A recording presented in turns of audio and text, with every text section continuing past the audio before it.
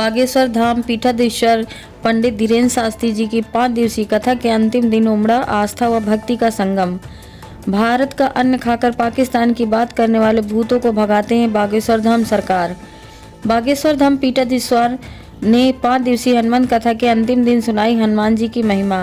कहा, वैज्ञानिक मंगल में खोज रहे हैं जीवन की संभावना, मनुष्य करता है जीवन में मंगल की कामना। बागेश्वर धाम पीठाधीश्वर पंडित धीरेन्द्र कृष्ण शास्त्री ने भारत का अन्न खाकर पाकिस्तान की भलाई की बात करने वालों को भूतों की संज्ञा दी। कहा कि बागेश्वर धाम सरकार ऐसे कुंठित मानसिकता वाले भूतों को भी भगाने का काम करते हैं। उन्होंने अपने इष्ट हनुमान जी की महिमा का बखान करते हुए कहा कि भगवान श्री राम स्वयं मंगल भवन है, तो हनुमान जी मंगल मूर्ति के रूप में जाने जाते हैं। बागेश्वर धाम सरकार ने कहा कि भगवान श्री राम की शरण के बगैर जीवन में मंगल की कल्पना भी बेईमानी है। शहर के मवई बाईपास चौराहे में आयोजित 5 दिवसीय हनुमान कथा के अंतिम दिन रोचक कथाओं के माध्यम से हनुमान जी महाराज और भगवान श्री राम की महिमा का बखान किया। कहा कि हनुमान जी की भक्ति में ही वो शक्ति है कि भगवान श्री राम की कृपा दिलाने में सहायक का काम कर सकते हैं। बागेश्वर धाम सरकार ने अहि रावण की कथा सुनाकर हनुमान जी की महिमा का बखान किया और श्रद्धालु श्रोताओं को हनुमान जी के पंचमुखी स्वरूप के दर्शन कराए। व्यासपीठ पर विराजमान पंडित धीरेन्द्र शास्त्री ने भूत पिशाच के अस्तित्व पर चर्चा करते हुए कहा कि हम जिस भूत पिशाच का नाम देते हैं, वैज्ञानिक भाषा में उन्हें पॉजिटिव या निगेटिव ऊर्जा की संज्ञा दी गई है। उन्होंने हनुमान चालीसा की चौपाई भूत पिशाच निकट नहीं आवे महावीर जब नाम सुनावे की व्याख्या की। कहा कि भूत प्रेत हमेशा मनुष्य के मन पर नियंत्रण करते हैं, लेकिन अगर मन को भगवान के प्रति समर्पण कर दिया जाए तो भूत प्रेम नज़दीक भी नहीं फटक सकता। बागेश्वर धाम सरकार ने माता पिता और गुरु की महिमा का बखान करते हुए कहा कि जिसने माता पिता की डांट और अपने गुरु की लात नहीं खाई, उसका जीवन सफल हो ही नहीं सकता। उन्होंने भगवान के नाम की महिमा का बखान किया। कहा कि सनातन धर्म के 33 कोटि भगवानों को छोड़कर जो टोपी वालों के पास जाते हैं, उनकी तो बात ही निराली है।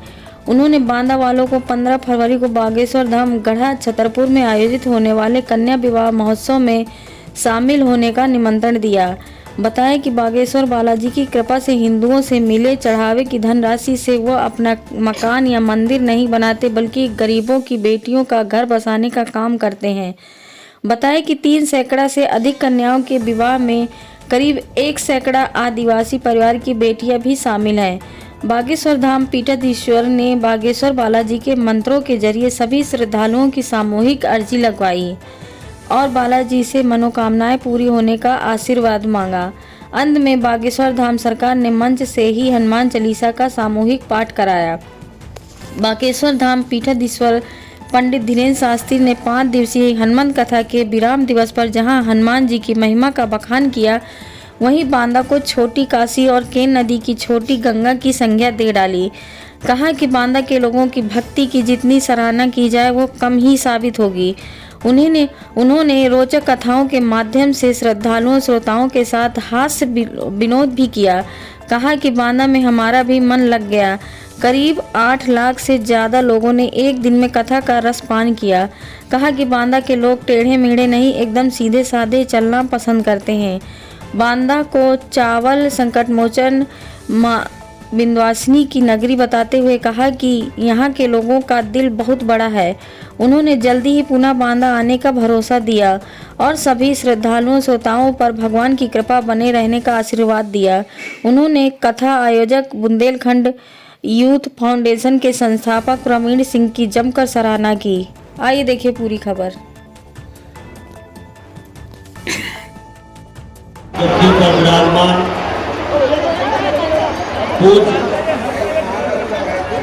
बाबा बागेश्वर सरकार को मैं अयोध्या की तरफ से और वासियों की तरफ से प्रणाम करता हूँ। आज मैं धन्यवाद देना चाहता हूँ इस कथा के आयोजक प्रवीण सिंह को, जिनके कारण आज मुझे इस दिव्य कथा में आने का अवसर मिला। मैं इनको बहुत हृदय से आभार व्यक्त करता हूँ। और हमारे और इनके बीच में तार मिलाने वाले दाऊ जी, हरिनारायण सिंह उर्फ दाऊ जी, इन्होंने तार मिलाया। उनका भी बहुत सहयोग है यहाँ आने में, और अकेले हम नहीं आए हैं। हमारे क्षेत्र से ही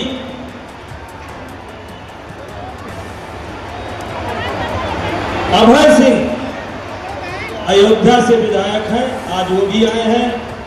राकेश प्रताप सिंह जी विधायक हैं, रिश्तेदार हैं, वो भी आए हैं।